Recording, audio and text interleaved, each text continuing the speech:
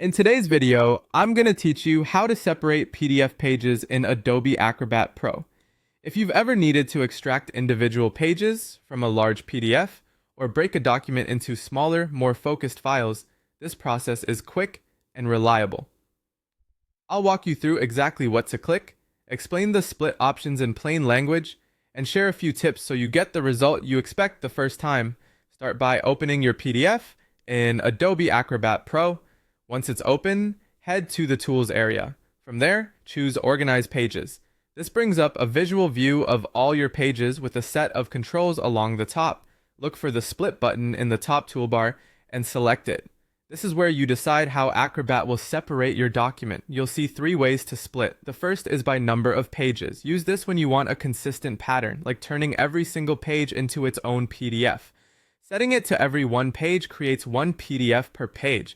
You can also choose a larger number if you want groups, such as every 5 pages. This is ideal for separating chapters or sections that are evenly spaced. The second option is by file size. Choose this if your main goal is to keep each output file under a certain size, for example, to make emailing easier or to meet upload limits.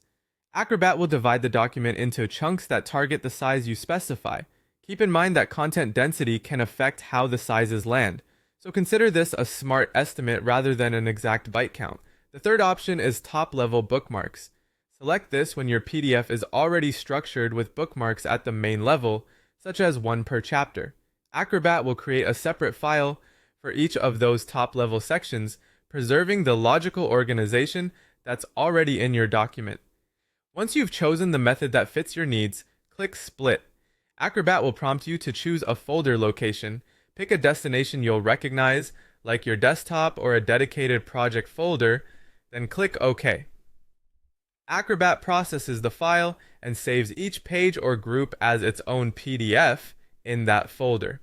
The files are automatically named and you can rename them later if you like. That's it. Open your destination folder to confirm everything looks right. Remember, use every 1 page to separate all pages, file size to manage attachment limits, and top-level bookmarks when your PDF is already outlined. You now know the simplest, most dependable way to